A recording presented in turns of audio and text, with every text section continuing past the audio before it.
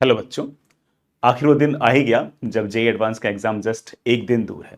Of course आज काफ़ी anxiety रहेगी और जो बच्चा इस एंग्जाइटी को अच्छे से मैनेज कर पाएगा उसका एग्जाम बहुत बढ़िया होगा। आज के लिए मैं ज़रूर कहूँगा कि हल्के फुल्के अगर फॉर्मूला देखना चाहो देख सकते हो। रात को अच्छे से बढ़िया नींद लें, जल्दी सोने चले जाएं। नींद भले आए या ना आए बट जल्दी सोने चले जाएं। एग्जाम सेंटर अगर आपने पहले से नहीं देख रखा है तो एक दिन पहले विजिट जरूर कर लें कि एग्जाम सेंटर कहाँ पर है। ट्रैफिक का ध्यान जरूर रखें कि उस टाइम पर कोई खास ट्रैफिक उस रास्ते पे नहीं होना चाहिए, इसलिए टाइम लेके जल्दी ही चले। किसी भी केस में 8 बजे के बाद, 8:15 बजे के बाद ज़्यादा लेट मत होना। 8 बजे तक, 8:15 बजे तक सेंटर पर पहुंच ही जाना। ये मत सोचना कि एग्जाम 9 बजे स्टार्ट होगा, ये सोचना कि एग्जाम जो होगा वो 8:35 पर स्टार्ट होगा। 8:35 पर आपकी कंप्यूटर स्क्रीन पर सारे के सारे इंस्ट्रक्शंस लिखे हुए आ जाएंगे। जो बच्चा उन इंस्ट्रक्शंस को और मार्किंग स्कीम को ढंग से समझेगा उसी की अच्छी रैंक आएगी। आईआईटी जेई एडवांस का एग्जाम फ्लैट नहीं है जेई मेन की तरह कि हाँ भाई पहले से पता है कि कितने क्वेश्चन हैं, कितने मार्क्स हैं, क्या मार्किंग स्कीम है। तो जो भी आप स्ट्रेटेजी बनाओगे वो ऑब्वियस बात है कि वो कितने सवाल पूछेंगे, क्या मार्क्स हैं, क्या इंस्ट्रक्शंस है, उस पर डिपेंड करता है। तो इसलिए जो पहले 25 मिनट है वो बहुत इंपॉर्टेंट है और उन 25 मिनट के अंदर अपना आराम से अच्छे से इंस्ट्रक्शंस को पढ़ें, समझें और प्रायोरिटी बनाएं कि कौन सा सवाल पहले करना है और कौन सा बाद में। हालांकि मैं ज़रूर कहूंगा कि इस पूरे के पूरे पैटर्न के अंदर कोई खास चेंज ना करें। आपने लास्ट के इन दिनों में जो भी कैट्स के और बाकी मॉक टेस्ट दिए हैं उसमें आपने जो कंफर्टेबल ट्रेंड बनाया है कि मैं ये वाला सवाल पहले करूंगा, ये बाद में करूंगा, ये चैप्टर पहले करूंगा, ये बाद में करूंगा, ये सब्जेक्ट पहले करूंगा, ये बाद में करूंगा, उसी ट्रेंड से लगातार चलते जाएं, कोई नया चेंज ना करें। हाँ, ये ज़रूर है कि जैसे एमटी सर भी कई बार कहते हैं कि पेपर को सिर्फ और सिर्फ 3 पार्ट्स में डिवाइड करना चाहिए, ईजी, मॉडरेट एंड टफ। सारे के सारे तीनों सब्जेक्ट के इजी वाले सवाल जरूर करके आए। अगर वो सारे के सारे सवाल कंप्लीट हो गए इजी वाले, इट मींस दैट अब आईआईटी में सिलेक्शन कोई रोक नहीं सकता। बीच के गैप को अच्छे से यूज करें। उस गैप के अंदर बहुत दूर दौड़ना भागना ना करें। खाने पीने में हल्का फुल्का खाएं पिएं, केले खा सकते हैं, हल्की फुल्की 1-1.5 रोटी खा सकते हैं। और अगर हो सके, अगर मान लो कि कार लेके जा रहे हो तो एसी चला के अगर मान लो कि सो सकते हो तो सो भी सकते हो। अगर 20 मिनट के आसपास की अगर पावर नैप मिल जाए तो मान के चलना कि दूसरा वाला अटेम्प्ट तो अच्छा जाएगा ही जाएगा। कोई किसी बच्चे के पास कार वगैरह ना हो तो किसी पेड़ के नीचे छाया में अगर सो सको तो सो सकते हो। मुझे ऐसा लगता है कि कई बच्चों को ना चॉकलेट काफ़ी अच्छी लगती है, तो अगर जस्ट एग्जाम से पहले अगर किसी को अगर कोई चॉकलेट सूट करते हो चॉकलेट भी खा सकते हो, काफ़ी एनर्जी उससे मिलती है। सेकंड पेपर पहले पेपर से बिल्कुल इंडिपेंडेंट है, इसलिए पहले पेपर के अंदर मान लो कोई गलती हो जाए, कोई कमी हो जाए तो उसकी ज़्यादा चिंता ना करें, बल्कि किसी से डिस्कशन ही ना करें। कोई तुमसे फिर भी पूछ ले, कोई दोस्त पूछ ले, पेरेंट्स पूछ ले कि पेपर कैसा हुआ, तो उसका सिर्फ और सिर्फ एक ही जवाब है, बहुत ही बढ़िया। ठीक है, इसके अलावा ना कोई सवाल डिस्कस करना है ना कुछ और, आराम से सिर्फ और सिर्फ पेपर 2 के लिए अपने आप को रेडी रखना है। कैसे रेडी रखना है? पढ़ना वढ़ना नहीं है, सिर्फ और सिर्फ अच्छे से खाना खाएं, बढ़िया से, बहुत ज़्यादा नहीं, हल्का फुल्का खाना खाएं और अच्छे से थोड़ी बहुत हो सके तो नींद लें, काम रहें, रिलैक्स रहें।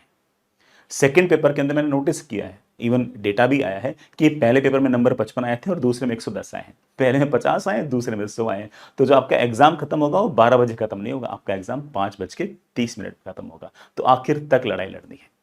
फिजिक्स को लेकर मैं जरूर कहूंगा कि फिजिक्स में कुछ चैप्टर्स ऐसे हैं जिसके सवाल हमेशा ही आईआईटी ने आसान ही पूछे, चाहे वो मॉडर्न फिजिक्स हो, चाहे वो ऑप्टिक्स हो, चाहे वो थर्मोडायनेमिक्स हो, काफी इजियर क्वेश्चन इन चैप्टर्स के पूछे हैं। अभी भी मुझे ऐसा लगता है कि कुछ ना कुछ पेपर के अंदर सवाल ऐसे होंगे जो इजियर साइड के ही होंगे। तो हमेशा ही है ना, जो इजियर क्वेश्चंस हो उनको जरूर करें, उनको समय दें और वही आपके एग्जैक्टली स्कोरिंग सारा का सारा मामला वहीं से आएगा। जो भी टफ क्वेश्चन दिखे फटाक से छोड़ सकते हो, कोई दिक्कत नहीं है। कई सवालों को तो छोड़ना है, वही आपकी रैंक को अच्छा खासा इंप्रूव कर सकता है। मैं फिर से इस बात को याद दिलाऊंगा, आपको भी लगता होगा सर बार बार इस बात को बोलते हैं, कि लास्ट 2 साल से सिर्फ और सिर्फ 31% पर आईआईटी बॉम्बे और दिल्ली के अंदर जनरल कैटेगरी वाले बच्चों को कोर ब्रांचेस मिली है। ठीक है, मैं ऐसा नहीं कर रहा कि इस बार भी मिलेंगे, मैं सिर्फ बताने की कोशिश कर रहा हूं कि एग्जाम इतना टफ है कि आप सिर्फ और सिर्फ इजी क्वेश्चंस पे ढूंढ के कर लें तभी आप बहुत अच्छा कर सकते हो। ये मान के चलिए कि आपने अच्छी खासी पढ़ाई की है, आप अच्छे टीचर के साथ रहें, आपका एग्जाम बहुत अच्छा होगा। आज रात को अच्छे से नींद लीजिएगा, मेरी तरफ से पढ़ाई करते रहना। All the very best. Hello बच्चों। एग्ज़ाम की प्रिपरेशन तो अच्छी खासी हो गई होगी अब तक तो, और जितनी प्रिपरेशन हो गई वो काफ़ी है। इम्पॉर्टेंट ये है कि जैसा सर ने अभी बताया ही है कि आप जितना पढ़ चुके हो उसको सही तरीके से यूटिलाइज कर लो। बस एग्ज़ाम में शांति से पेपर देना है आपको। ऑर्गेनिक केमिस्ट्री की मैं बात करूं तो ऑर्गेनिक केमिस्ट्री में बहुत ज़्यादा रिस्क लेने की ज़रूरत नहीं है। रिएक्शन मैकेनिज्म के क्वेश्चंस की इजी और मॉडरेट लेवल के क्वेश्चंस भी अगर बन जाते हैं, जो कि बहुत सारे होते हैं, जो बिल्कुल सिंपल सिंपल ऑर्डर के बेसिस पर होते हैं, उनको भी अगर आप कर लेते हैं और फिर बाद में सेकंड राउंड में जब करने की कोशिश करें, जब टाइम बचता है हमारे पास में, तो ही ऐसे क्वेश्चंस को करें जिनमें आपको थोड़ी सी शंका है, दो ऑप्शन में कहीं कंफ्यूजन है। ऑप्शंस जरूर देख लीजिए, क्वेश्चन को देखकर मैं हर बार कहता हूं ऑप्शन जरूर देख लीजिए। साइक्लिक प्रोडक्ट बन रहा है कहीं पर तो इंट्रामोलिकुलर रिएक्शन की पॉसिबिलिटी देख लेना, वहीं कंफ्यूजन होता है। तो मेरी तरफ से ऑल द बेस्ट। हेलो प्यारे बच्चों, जैसे कि आप जानते हो कि अब कल एग्ज़ाम है और सब कुछ तैयार है आपका। एंजाइटी नहीं करनी है। कुछ बच्चे ऐसे होते हैं जिनकी प्रिपरेशन 100% नहीं होती, बहुत सारे बच्चों की नहीं होती। कोई 70% पे है कि 70% अच्छे से पढ़ा हुआ है, बाकी हल्का फुल्का सो पढ़ा हुआ है। 70% भी अच्छे से पढ़ा हुआ है तो भी बढ़िया मार्क्स आते हैं, तो भी बढ़िया रैंक आती है। Believe me, it happened earlier, it will happen in future, it will happen with you. साथ ही साथ एक और चीज़, केमिस्ट्री को लेके कई बार मतलब ऐसा रहता है कि भाई केमिस्ट्री रिलेटिवली आसान है मैथ्स और फिजिक्स से, और है भी, इसमें कोई शक नहीं है। बट केमिस्ट्री में एडवांस्ड में हमने देखा है कि वो जो मोर देन वन करेक्ट वाले क्वेश्चंस हैं उसमें बच्चे थोड़ा ओवर जॉयस होकर के या जल्दीबाजी करके कई बार ओवर अटेम्प्ट कर देते हैं और नेगेटिव मार्क्स में उनका थोड़ा सा स्कोर बिगड़ जाता है। तो थोड़ा सा काम रहें, कंपोज रहें, ऑप्शंस को केयरफुली पढ़ें, ब्लफ ना मारें। 4 में से 2 ही ऑप्शंस अगर अच्छे से आ रहे हैं तो उनको ही करके आएँ, कम से कम 2 मार्क्स तो आएंगे 4 में से, नेगेटिव तो नहीं जाएंगे। तो इन बातों का जरूर ध्यान रखें। केमिस्ट्री में शुरू में बच्चों को लगता है कि पेपर रिलेटिवली आसान है, बाद में निकल के आती है कि इसमें अच्छा ये वाली बात छुपी हुई थी, अच्छा इसमें ये कैच था। तो वो सब चीजें हैं इनऑर्गेनिक में भी, ऑर्गेनिक में भी। अच्छा, मैं इनऑर्गेनिक को लेके एक बात ये और कहूंगा आपसे कि इनऑर्गेनिक बड़ी प्रॉमिसिंग है। जेईई एडवांस के पेपर में क्वेश्चंस रिलेटिवली आसान आते हैं इनऑर्गेनिक केमिस्ट्री के। और इनऑर्गेनिक में जैसे क्वालिटेटिव एनालिसिस हो गया या ब्लॉक केमिस्ट्री हो गया या मेटलर्जी हो गया, इनके क्वेश्चंस बड़े देखे भाले से होते हैं। मतलब ऐसा नहीं होता कि अननोन सा क्वेश्चन है, बिल्कुल खड्डा खोद करके पानी निकाल करके मतलब पीना है। मतलब ऐसा नहीं कि बिल्कुल वर्कआउट करना पड़ेगा, देखना पड़ेगा, देखे कहाँ लेके जाएगा हमें क्वेश्चन, ऐसा नहीं होता। इसलिए मैं ये कहूँगा कि केयरफुल होकर के काम रहें, कंपोज रहें, पेपर को अटेम्प्ट करें और आज ओवरडू ना करें। मतलब 70% आता है अच्छे से, उसी के साथ खुश होकर के जाएं। 80% किया हुआ है उसके साथ खुश होकर के जाएं। वो 20% आज ही नहीं हो पाएगा। तो इसलिए जो आपने प्लान किया है उस प्लान पर स्टिक करें। बाकी एबीजे सर ने, एनएस सर ने काफी बातें बता दी हैं। मेरी तरफ से इतना ही। All the very best to all of you. Hello बच्चों, जो आपका एग्ज़ाम है उसके लिए बहुत बहुत शुभकामनाएं। और देखो, जो तुम्हें प्रिपरेशन करना था वो अभी तक सब कुछ खत्म हो गया है। अभी लास्ट मोमेंट पे टेंशन लेके कुछ भी सॉल्व नहीं होने वाला, केवल चीज़ें बिगड़ ही सकती हैं। इसलिए अपने मन को बिल्कुल काम रखें और भरोसा करें अपनी प्रिपरेशन में। जैसा भी आपका प्रिपरेशन है उसके हिसाब से परफॉर्मेंस अपने आप अच्छी आएगी। तो मैं 2-3 चीज़ें बोलूँगा, बाकी सर लोगों ने लगभग सारे पॉइंट कवर कर दिए हैं। एक पॉइंट तो ये है कि पेपर में जाके हम इंस्ट्रक्शन ज़रूर जो भी हैं वो ध्यान से पढ़ें कि मार्किंग स्कीम क्या है, किस तरह का पैटर्न है। हो सकता है कि वो चेंज हो गया हो और इसके लिए हमें टाइम दिया जाता है प्रॉपर्ली, तो एक तो वो ज़रूर करें। दूसरा चीज़ ये हो गया कि जो भी पेपर है उसमें किसी भी तरह का बैगेज लेके ना जाए। मतलब ये ना सोचे कि लास्ट ईयर सीएस इतने नंबर से मिली थी तो मेरे को इतने मार्क्स तो लेके आनी है। मतलब पेपर 1 और पेपर 2 भी डिफरेंट है ऑफ कोर्स, और ईयर्स द मतलब ओवर द ईयर जो पेपर है वो तो टोटली डिफरेंट होता ही होता है।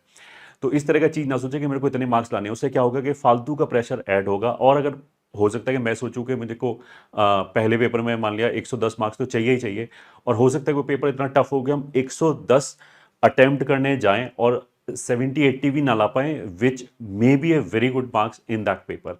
तो इसलिए इस तरह का बैगेज ना रख रहे। तुम्हारे हाथ में है ही नहीं मार्क्स का डिसाइड करना कि तुम कितने मार्क्स लेके आओगे। अगर किसी भी बच्चे के हाथ में होता कि वो इतने मार्क्स लेके आएगा तो वो हमेशा फुल में से फुल ही लाएगा, वो एक भी मार्क्स छोड़ेगा क्यों। पहला चीज़ तो ये हो गया। दूसरा, जो बिल्कुल बेसिक्स हैं पेपर अटैम्प्ट करने के, वहाँ पे जाके हमें किसी भी क्वेश्चन से अटकना नहीं है। सबसे बड़ा चीज़ ये है, हमें लीव करना आना चाहिए, आगे मूव ऑन आना चाहिए। और जो एडवांस का पेपर है उसमें ये जरूर ध्यान रखें कि वो नॉलेज का ही टेस्ट करता है, टाइम का एज सच टेस्ट नहीं होता है। तो मतलब वहाँ पे अगर तुम्हें ऐसा लगेगा कि टाइम बहुत कम पड़ेगा तो ऐसा कुछ नहीं है। जितनी तुम्हारी नॉलेज होगी उसके हिसाब से क्वेश्चंस अपने आप सॉल्व हो जाएंगे। टाइम की कमी इतनी ज़्यादा नहीं पड़ेगी। ऑफ कोर्स अगर हम अनलिमिटेड टाइम किसी भी क्वेश्चन को देंगे तो उसके सॉल्व होने की प्रोबेबिलिटी बढ़ जाती है, बट मेंस में थोड़ा सा एक स्पीड चाहिए होता है। एडवांस में वो ज़्यादा मतलब नहीं चाहिए, उससे ज़्यादा हमें क्या चाहिए, नॉलेज होनी चाहिए। तो इसलिए क्वेश्चन को आराम से पढ़ें, जल्दी जल्दी अटैम्प्ट करने की कोशिश ना करें। उससे क्या होता है कि और ज़्यादा टाइम लगता है। अगर आप कामली किसी क्वेश्चन को पढ़ रहे हो तो हो सकता है कि मेरे को 1 मिनट में क्वेश्चन समझ में आ जाए, सोल्यूशन दिखने लगे। अगर आप जल्दी जल्दी पढ़ने की कोशिश करोगे तो हो सकता है कि एक एक दो दो बार उसको पढ़ना पड़ेगा, क्या बोल दिया इसने। तो इसलिए अपनी नर्व्स को काम रखें, बहुत ओवर अटेम्प्ट करने की कोशिश ना करें, ओवर ट्राई करने की कोशिश ना करें। ये ना सोचें कि मेरे को इतने मार्क्स लेके आने हैं। पेपर के टफनेस लेवल के हिसाब से अपने आप जो मार्क्स आने हैं वो आ जाएंगे। इसीलिए जब हम पढ़ाते हैं बच्चों को, जैसे 23 के लिए जब हम तैयारी कराते हैं और कोई हमने एडवांस का क्वेश्चन कराया 22 वाला, तो बच्चे को लगता है यार ये तो बहुत ईजी था, ये तो मैं आराम से कर देता। और वही बच्चा उतना ही इजी क्वेश्चन अपने पेपर में नहीं कर पाता बिकॉज ऑफ दिस प्रेशर। तो प्रेशर लेने से केवल परफॉर्मेंस खराब होगा। और तुम तो इसको ये सोचो कि तुम्हारे हाथ में क्या है कि जो जो क्वेश्चन तुम उसमें से सॉल्व कर सकते हो वो छाट के करो। जो तुम सॉल्व नहीं कर सकते उस पर हमें फालतू का टाइम वेस्ट करने की जरूरत नहीं है, या फिर उसके लिए शौक मनाने की जरूरत ही नहीं है। और अगर जैसा एबीजे सर ने बोला कि अगर आपने 30% क्वेश्चन भी कर लिया, 30% क्वेश्चन का मतलब क्या है कि टोटल पेपर में अगर 18-19 क्वेश्चन भी किसी बच्चे ने कर लिया तो उसका आराम से मेन आईआईटी में उसको मिल जाएगा कोर ब्रांच। तो फर्स्ट राउंड और सेकेंड राउंड हमें जरूर लगाना चाहिए। फर्स्ट राउंड में केवल वही क्वेश्चन करें जो आपको पढ़ते ही समझ में आ जाए कि इसने क्या बोला, और लास्ट तक का हमें सोल्यूशन भी दिख जाए कि मैं ऐसे ऐसे सॉल्व करूंगा तो हो जाएगा। और मेरे हिसाब से तो वैसे जो अटेम्प्ट करने का जो सीक्वेंस है वो केमिस्ट्री फिजिक्स मैथ्स रहना चाहिए, राउंड 1 फिर केमिस्ट्री फिजिक्स मैथमेटिक्स। बट आपने जो भी बना रखा है उसी के साथ स्टिक करें। किसी भी क्वेश्चन पे डिसप्रोपोर्शनेटली टाइम बिल्कुल वेस्ट ना करें। You can always come back to the question. ऐसा भी हो सकता है कि अगर मान लिया शुरू के 5 क्वेश्चन टफ हैं तो हमें पांचों क्वेश्चन में ही मान लिया मेरे को लग रहा है कि सारे टफ हैं, तो जबरदस्ती वहां रुकने की जरूरत नहीं है, आगे बढ़ते हुए चले जाएं। की फेथ इन योर प्रिपरेशन। अगर मान लिया मैं बोलूं कि लगातार मेरे से 8 क्वेश्चन नहीं हुए फिर मैं विचलित हो जाऊं, तो ऐसा नहीं होना चाहिए।